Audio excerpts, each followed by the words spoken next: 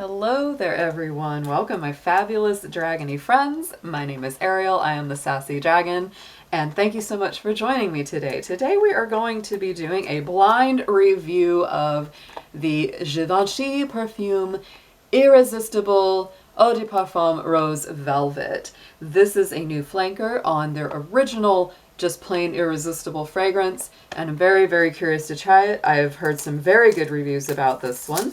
The original one, the plain irresistible Eau de Parfum, I was not a big fan of because it had such a strong pear note that it seemed to overwhelm the rest of whatever was going on with that fragrance. So I never bought a full size or anything like that. I had a tester, which I wasn't a big fan of, so I'd kind of written it off.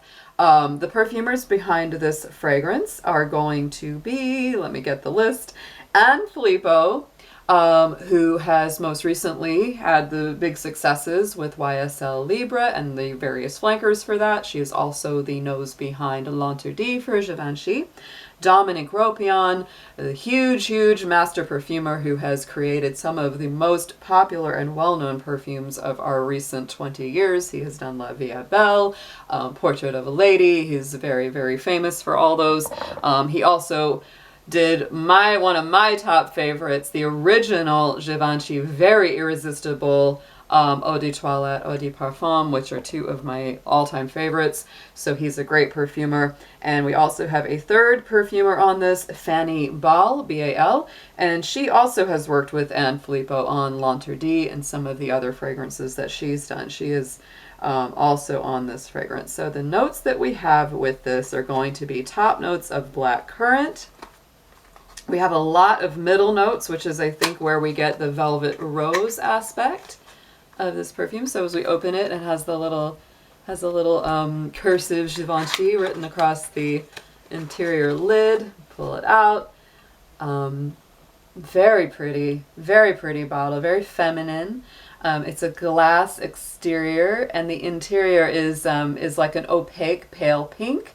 It has a little fabric band looking maybe around the neck there. The top has the Givenchy logo stamped on it. So let's pull this open. No magnetization on the top, it just snaps on and off. And it has a light pink metallic for the top and the atomizer. So very, very pretty bottle. I like the back, has a little bit of this kind of like a cushion patterning on the back. So it has a very nice aesthetic. Can't really smell a whole lot from it. Does smell a little bit rosy. So again, we're going to let this sit so we can just smell this. Definitely getting the rose and the black currant right away. Top note black currant, middle note rosewater concentrated, sweet rose essence, fruity rose, ultimate extract, musky rose, and iris. So we've got a whole lot of rose action going on in the middle, with a little bit of that iris to give it a bit of that powdery sense. Base notes are white patchouli and tender woodsy notes. Okay, so it does smell really nice right out of the bottle. Ooh, yeah, I gotta say, guys, this is a nice one. I have a good feeling about it already.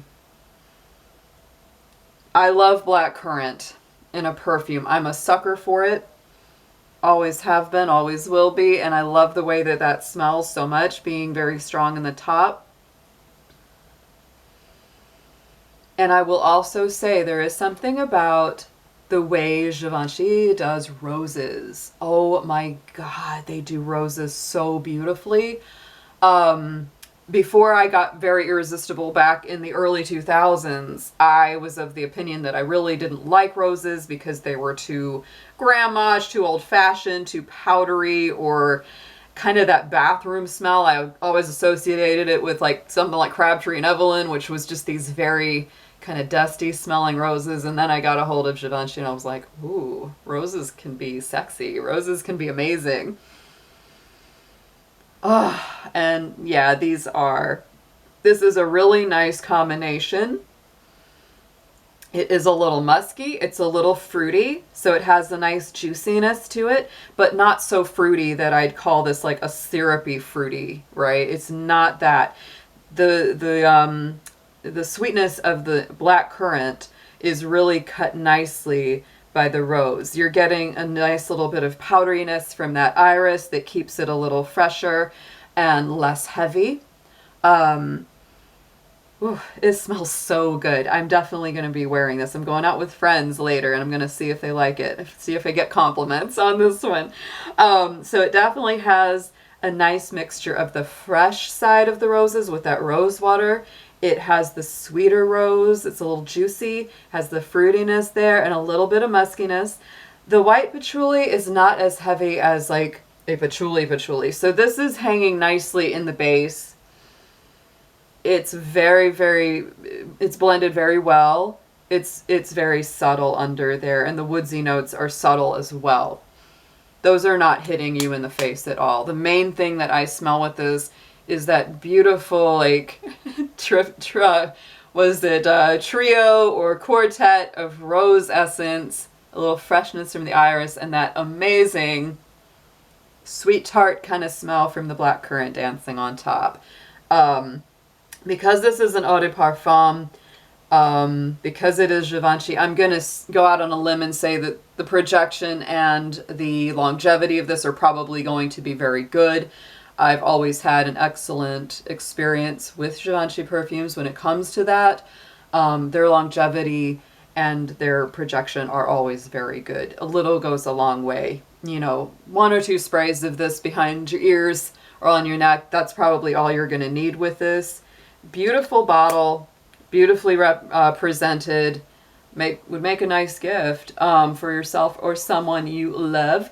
But I would give this 2 dragon claws up on this one. I think this is a winner. It's definitely has almost nothing in common with the original Irresistible that they created. And I think it's way better. The other one was almost nothing but pear. This one gives you a very nice, feminine, yet very sophisticated. It has an elegance to it. It's fruity and floral, but this is not juvenile at all. This is definitely a little bit more grown up feeling. It's a little more elegant, more sophisticated, beautiful blend. I am definitely going to be keeping this and wearing it.